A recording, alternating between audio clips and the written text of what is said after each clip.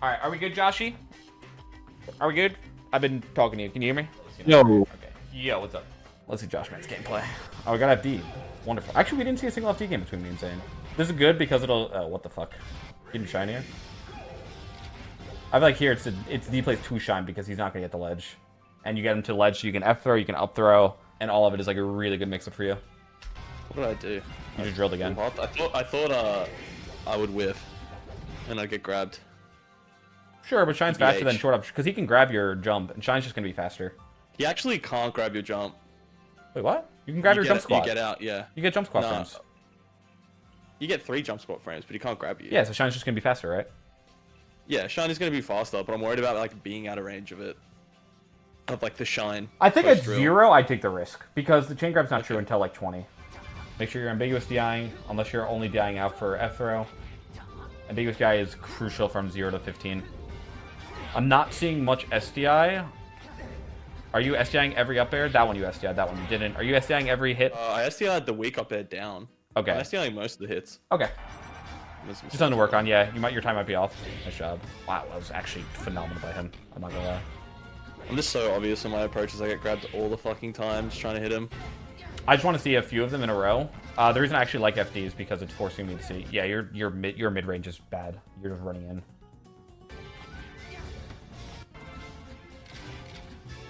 The thing is, you haven't given him a reason to respect you at this range, so you don't get these yet. The reason I try when people get good at the game to get rid of the idea of good and bad is because once you get to the top level, that almost doesn't exist against the other good players. Because it is all necessary, right? It's just that a lot of people have adopted a default game style that beats certain options very easily because it's easier to execute, and so people start believing that those options are bad. Like Nair here, or Drill here, can actually be quite good because Zane is good enough that he knows to pivot grab this. But against every other Marth, they're just dashing back blindly or attacking you blindly. There is no nuance in their gameplay. So the option that is traditionally bad against them becomes good against the player that knows that he can punish this. I know it's obvious, but I think it's like, remind yourself of the skill level of player you play against before you play them. Not to say, okay, I have to play better, but just, this is how I have to shift what I'm going for. Yeah, I mean, Zane says the same thing. He, like, words it as, like, remember the speed. Yeah. Speed is definitely one way to put it. And you're just nairing. Okay. A big problem is also your approaches have almost never been grounded in any capacity. Risky there. Okay, so I like the idea you went for here is good. I like, if you're going to do this, Shine stalling a little bit closer to the stage because you can fall with him and Shine if something hits him sometimes.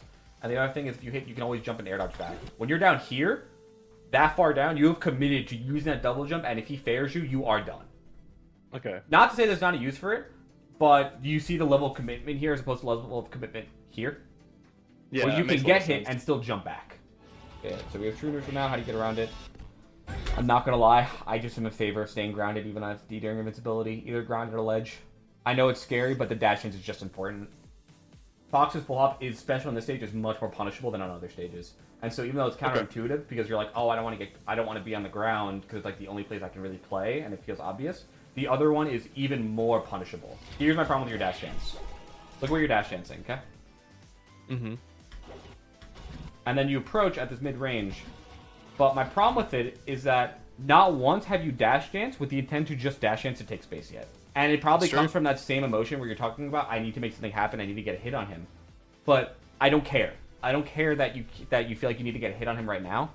Because realistically, your goal is not beating Zane right now. And if your goal is beating him in one set, and I know you enough as a player to know, your goal is not to beat him in one set. Why are we playing? To beat him in one interaction. I think it's just like right now, because I'm shit, I don't really value, like, I got him in the corner like a million bajillion times, I just died for it anyway, so like, there's just no value in taking space in my mind palace right now, because I'm just not utilizing that currency of like, having said space, right? Sure, but So like, that is how you I beat understand Marth. what you're saying, I fully get what you're saying, I'm just trying to explain why it's happening on the television right now. Yeah, no, I understand. Listen, It's like, I've been here. Like, the thing I need to emphasize is I've been here, and I still do this sometimes, right? It's not like I'm sitting here like a holier than thou, like, oh, I would never do this. No, I've done this. That's why I know that it's bad. Like, I'm trying to save you the 2 years of losing to Zane and Mango that I had to go through. And so the mindset to adopt here is saying, okay, yeah, I'm going to get fucked up in a few sessions for it, but The idea is there is a way that I have to engage with this specific character, and honestly, it will still make you better against other Mars. It's just you'll have to realize how to change like the ways that you approach getting to that spot or how you engage in that actual spot. But once you learn how to play holistically in that spot, the other Mars will also become way easier. Then taking notes. The thing about this style that I want to explain to chat is that you can take all the notes you want on the style I'm talking about. The reason I have adopted this style is because there is no note to take that lets you beat it. You literally have to be better. That is actually the answer to beating the style is play better. Play a better mix-up, be more aware, play faster, play better mix-ups. It is actually a get good. That is why I've adopted this style and why I don't care about the other styles as much. Now, the thing is, I adopted the style against him, and what Josh showed me is that in other matchups, there are different styles that I have to consider that are really good because of the difference in character and the difference in play style. But most of my career had been so focused on beating Zayn that I kind of honestly forgot that for a while. Okay, I don't mind this neutral as much. It was a little more passive, and it did allow him to take space, but I think the idea of... the way I can describe this in the first few seconds is that the gameplay you adopted, and this is a problem a lot of Foxes also have versus like HBox specifically on Dreamland, is that they play to the stage too much off the bat. Where the way I view Dreamland is I have all the space, and that allows me to more freely pick my engagements. That doesn't mean I want you to come to me, but it means I can watch you and pick the style I want more consistent. And so here, the problem I have is you didn't try to threaten. You basically instantly said, come to me, that's it, nothing else, thank you. But the problem with that is, do you really want Mark taking center? I just fundamentally don't have an answer for it yet, because I'm just shit with him in the corner too. Okay, it just doesn't matter where he is right now. So let's talk it through. Let's talk it through. Why would you be shit in the corner? Why am I bad in the corner? Yeah, why are you bad? I meant, why are you bad when he's in the corner? I just like really don't. I'm really shit at beating him just sitting in shield in the corner or just dash dancing in the corner. I feel like I just miss all the time. Can you try to describe what happens when you're missing? I feel like I just like barely miss him with like a grab or like when I drill his shield or something like that, he just gets out 99% of the time. You are correct. You're 100% correct. You're spot on. He uses the platforms to get out too, and I'm just like, well, fuck. And that's a mix-up. You can call that out sometimes, but I want to focus on the first part. You said you just barely miss him, right? What have we talked about with your dash dance? How do you bridge that gap then? I just get closer, but I feel like every time I get closer to him, I get fucking grabbed so much. That's okay. If you're forcing him to play grab, and you're forcing him into a grab, is that a winning mix-up for him? Definitely not. No, right? And so now your focus can be on, okay, I have forced the grab. Now I get to learn how to play around the grab. And when you go back, you can see, okay, I stayed close, I got grabbed. Where am I getting grabbed? How many dash hits am I doing? Am I doing the same distance? Am I attacking on the same beat? What moves am I attacking with? What percents? You can go through all these things and literally brute force it if you want, but I know you're smart enough and you have enough of an understanding that you won't have to. This is more for chat. You can understand all of that in a much more cohesive way. And the thing you'll notice is that when you're closer, you can get a direct answer as opposed to, well, I don't know, I'm just missing. Because now you're playing a game that he can no longer react. That is all preemptive. If you're close enough, the thing that makes me difficult for Zayn is that I am playing at a distance that he has to preemptively attack if he's going to do so. That is the big difference in neutral. He cannot play reactively against me 24/7 because I won't give him the space to play reactively 27. I am okay taking that losing battle once in a while. You know what my concern with this is? Mango syndrome. I call it mango syndrome. And I think it's one of the biggest issues with this Fox currently. Count how many spots here you think you could have gotten a better opening on Fox than a drill or shine that's ambiguous and sent nowhere. Yeah, I definitely don't go for the mix-up. I'm just like, well, the drill will hit, and it's like the only thing I can really hit right now. Grabbing his lane. Half you guys love Moki and J-Mook more than anything, and they're the biggest grabbing Garys I've ever seen in my life, so I disagree that grabbing is lame. Shine grab My shits shine on grabs him, have actually stopped happening so much because I just switched to Z-jump, so it's just like... Yeah, the first time you switch, it's really... No, that's always really fucking difficult at first. Yeah, but shine grab there shits on him. It's so good, especially in the corner, because he doesn't want to hold away. He holds away, what's going to happen? He just dies. Yeah, he just fucking dies. He doesn't want to hold away. He's holding down. He wants to snap to ledge. What happens when you when you shine grab when he's holding down? He gets grabbed. Attack, sure. When you have invincibility, you're down to take the space. Look at the space you're dashing into there. Much scarier. You want to get a hit for it. Because he's up high, though. It's like the only reason I'm doing it. What's the difference? He's not on the ground. So there's nothing to really hit. Is there? You can get nared. No. I'm saying like, the reason I'm in center is because he's not on the ground. Sure, but what does it make a difference even if he is there? No. I'm not arguing that like it's good for me to be doing this because he's not on the ground. I'm just saying why my character. I'm trying to understand the disconnect. I know you know, so I'm trying to understand what emotional state is causing that. Because I can't die. I feel like if he's in the air. Okay, you're scared of dying. I can't get hit. Right. Yeah. The number one thing I say every single time, someone's like, "How do you stay calm? What do you do here?" And I'm like, I am interested in playing the best melee that I can. The best melee does not mean I won or lost. It means I'm going to play the plan that I know works best. That means worrying about dying is fucking pointless. If you don't take a risk, you will not be playing good melee. So unless your goal is to beat someone else by playing worse, why are we scared of it? Yeah, I guess that's true. I just like am like hyper committing to one part of the game that's just been clearly proven to be like not good, and then I'm like, well, I don't really know what else to do, and I refuse to adapt and do anything else. That's the thing we're trying to kind of bridge is like that adaptability is how you get to your goal.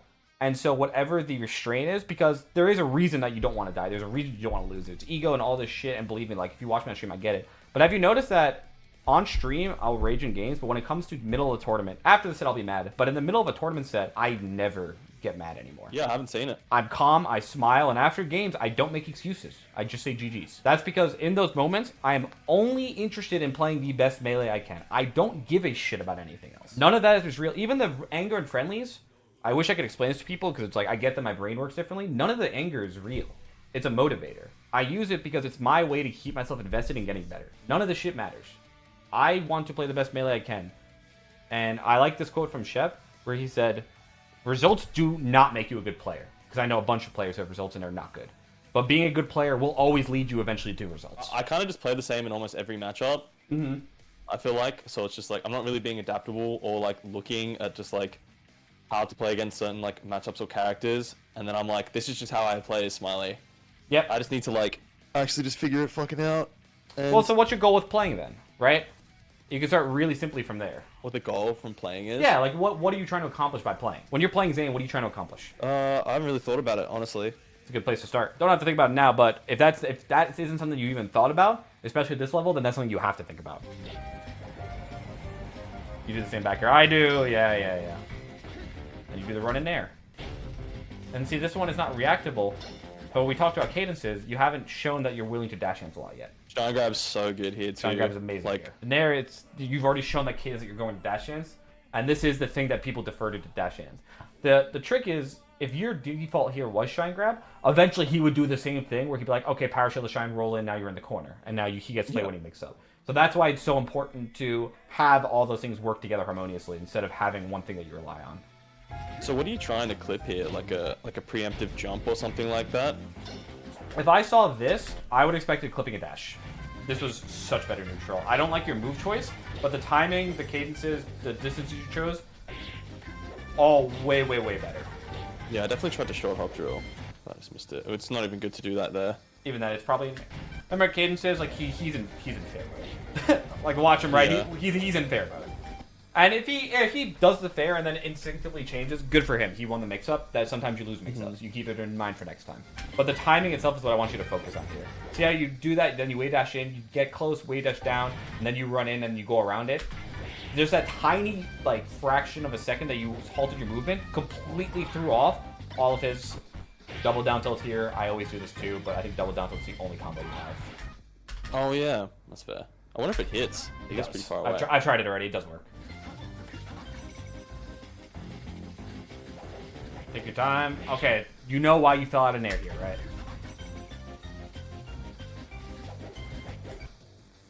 Because I held away. Yes. He's If you drifting do away. fade back nairs, which is a really important poking tool for Fox, the first hit of nair will never lead to the second.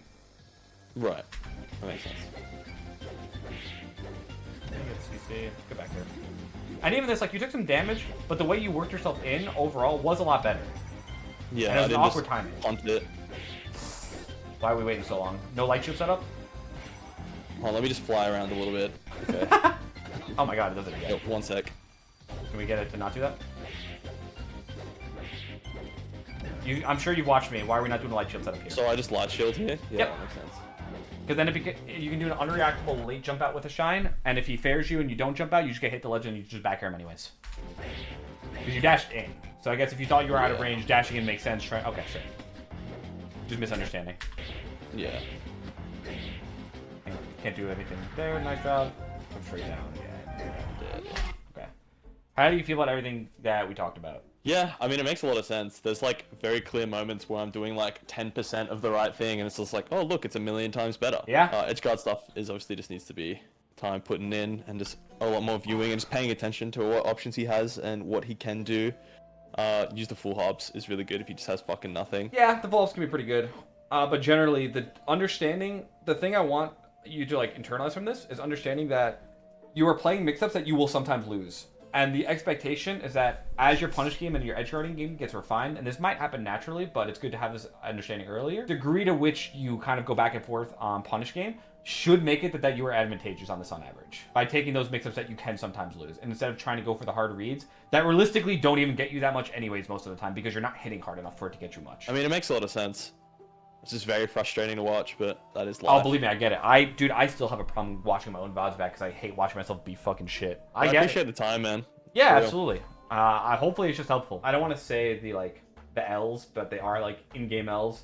Easier when someone's like in your ear talking you through like why it's happening, and so it's like, okay, no, so this is what went wrong here, so adjust this next time. So just being like, fuck, it didn't work again, fuck, it didn't work again, fuck, I died again, because that shit gets infuriating after a while. Listen, I'm always down to fucking help people get better as long as they want to listen. Because it also, like, I don't know everything. Like, I'm going to be wrong, yeah. I'm sure, a bunch, so it helps me too.